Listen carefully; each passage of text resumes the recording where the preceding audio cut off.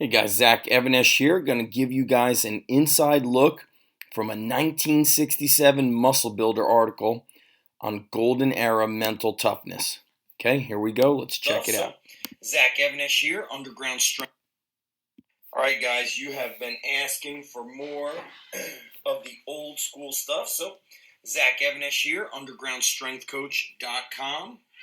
And this is an interesting article, guys. Really interesting because, first of all, this magazine is from well before I was born, 1967, right here. Larry Scott, Frank Zane, okay? Who's that? Bill Peanuts West.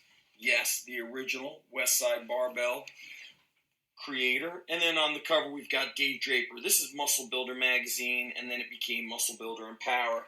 So this was a Joe Weider publication. You guys can see here Harold Poole, where they're talking about protein, and they just had such great names for everything. Super Pro 101. See Dave Draper going into his leaning out years when he lived in New Jersey. He was a very, I guess, heavy guy, we could say. Look at Larry Scott, built like a tank. Look at the size of those pipes. Pretty impressive, guys. The difference is you. Now, I'm going to be talking about an article that really hits home for me because it talks about mindset. And here's interesting, guys. Looking at Frank Zane here. Great physique. And, of course, today, this kind of physique would, be semi-competitive at the state level. How crazy is that? Today, chemical warfare. That's how it is. So here's the article I'm going to talk to you guys about. It's Freddie Ortiz, some of the biggest arms in bodybuilding. This guy was strong. I mean, he was a tank. Big arms. This is him in his younger years. Doesn't say what age he is, but I believe here he was a teenager. And then here, look at this. The guy was just a tank. Mr. Universe. So let's check out this article. Look what it says, guys. And I'm going to bounce around a little bit. It may not be your physical type that is holding you back in becoming great. It may be that you're suffering from momism. Momism may be the reason why you are not a champ, by Joe Weider.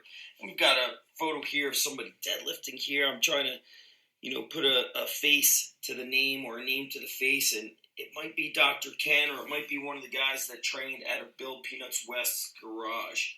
I don't remember his name, but let's give this a little bit of a read, and I want you guys to stay with me so you know what I'm talking about here. When I walk into a gym, it's a simple task for me to spot a champion or a champ to be who is on his way to the top of the muscle mountain. How? Is it by looking at his massive arms, his shoulders, his back, his abs, or his legs? Scroll down a little bit. No, it isn't any of these things. More important than any other single factor, even more important than the physical factor, is the mental factor. Guts, persistence, and determination. Now I'm going to go and read extra over here, talking about when they first came across Dave Draper being heavy set. So look at this. Look at what they talk about with what I call the what it takes factor. Okay? He wasn't afraid, as you may be, to give his all to each workout, to bring out the lion in him. To reach the top, a budding star must be able to force out rep after rep when he wants to quit. Force himself to handle heavier and heavier and heavier weights. Train harder and harder to create the muscular ache, because without muscle ache, there can be no muscle growth. Must push back the pain barrier and enjoy the thrill of exerting himself against heavier and heavier weights in his exercises. Be consistent in his workouts, never missing a workout. Have faith in himself that he will be able to carry. We'll go right here to page 50, where we continue. Sorry, guys. Back to momism. And so it talks about Larry Scott, only 150 pounds when he started. Reg Park, 140 pounds when he started. Harold Poole, 135 pounds. And let's go back to here, guys. this is something that I still talk to athletes about today, and it's evident that it's been an issue since well before I was born, and it will always be an issue. Do you have the guts to be a champion? Are you another Dave Draper, Larry Scott, or Harold Poole? And for the athletes, you would be just mentioning other athletes. A lot of people think it's just genetics or it's just luck, but it is the attitude and the work ethic. How do you develop this attitude? Okay, it goes down to say attitude, like the body you are striving so hard to develop, you must always strive to develop the right attitude towards your training. You must strive to develop the mental toughness so necessary to develop your physical impressiveness. So the mind and body are never trained separately. I always talk about training them together. Look at this here. The curse of Mom Ism. If your attitude is now more negative than positive, more hold back than charge forward, more fearful than determined, then you are under a deadly curse that affects many in this country, the curse of Momism. And it talks about where Momism was coined, where the term was coined. The great American author Philip Wiley first coined the word Momism, describing what he thought was a general breakdown in the manliness of this country. His comments are particularly apt in bodybuilding and weightlifting. Momism consists of two things. First, an overindulgent and overprotective attitude of a mother for her child. And secondly, a corresponding tendency for the child to regard the mother as a god who can do no wrong. Such overprotection and shielding of the child from the realities of life insulates him, does not condition him for the problems and hard knocks of life, keeps him from healthy competition, keeps him from enjoying the vigorous movement of physical exertion and accomplishment. In an oversimplification, you might call the child a sissy. But this attitude is usually not so obviously apparent as the stereotyped picture of a child in a long curly hair and feminine appearing clothes. It is usually more subtle, less obvious, but nevertheless still there. Don't lift that, sweetheart, you might strain yourself. Don't push that thing, darling, you might get a rupture. Be careful, son, you might hurt yourself. So guys, they give you a couple answers here of what to do. And listen, it's now the year 2019. Things have not changed. We still have people afraid of training, afraid of doing sport practice and lifting weights. It's got to be one or the other. They must stop lifting in season. Too busy, right? Too much. Is it too much? I ask parents, what about when you were 14 or 10 years old, summertime?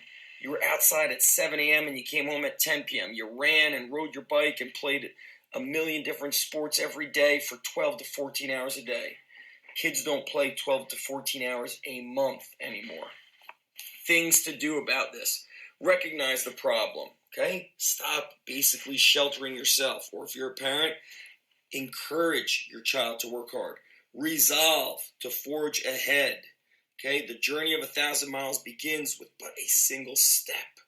Determination and resolve, no matter your present physical condition, are the keys to stepping and win. And look at this, telling you you're going to be a Mr. America. Okay, what's the next thing? Psych yourself to success. Prepare the mind. Don't just say, I think I'll do it. You got to put your foot down and say, I am going to do this. Okay, and then, of course, freedom from fear. It's okay to be a little bit afraid, but don't let it cripple you and put up a roadblock to you moving forward.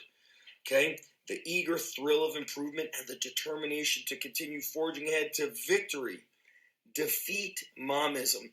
Show the steel-forged character you have within you. Do and you will win. Action will speak for you. Show the way of correctly aimed mental attitudes that are so vital to your physical training results. Determined to start today to throw off any of the shackles of Momism that might imprison you and will reserve your place on the winner's stand. Okay? Look at this. Leroy Colbert. I think he was one of the first bodybuilders with 20-inch arms. Okay? The physiques of the guys from before I was born, 1967. Here we have some early articles of the original West Side Barbell. They're talking about sectional development, which basically is rack training, or training from positions, pulling from boxes. Okay, the mighty Pat Casey, partial deadlifts in the rack. Here we have Bill Peanuts West doing front squats, but looks like partial range of motion. Partial range of motion incline bench. You guys can see the pins right here. Guys, nobody ever got strong without the struggle.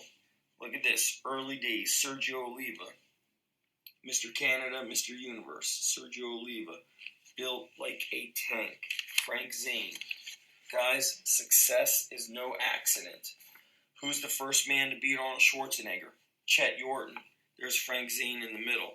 Don Howard, student of Vince Gironda. Ricky Wayne, right here. Look at the physiques on them. Much different than the chemical warfare of today.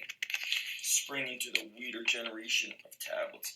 There's Harold Poole, who I mentioned earlier. He also did powerlifting. In fact, a lot of these bodybuilders trained with a blend of powerlifting and bodybuilding. Old school, golden era bodybuilding. Lots of free weights. You don't get built like this by doing pump-up weights. You gotta lift heavy, guys. There's no two ways about it. We've already seen this. Frank Zane in his younger years. And then, not sure why we need any gossip. Nobody has the time for gossip. We've got the time for, like I say, we don't need the separation. Look at the flexibility of Larry Scott. Very impressive. Small waist. Jack Dellinger. Saw these photos earlier of Larry Scott. Harold Poole. Dave Draper, one of my favorites. Here's the kind of men I build. The advertising really would pull you guys in. Okay? Vince Gironda. This was a weight set from back in the day. Neck harness, okay, gravity boots, free weights, dumbbells, swing bells, wrist roller. Pretty darn impressive. Pick out the body you want in place of your puny weakness. All right, friends, Zach Evanish from UndergroundStrengthCoach.com. Please drop a comment below, like the video, subscribe, and please share. That's going to help me keep sharing these videos. I appreciate you guys. Thank you so much.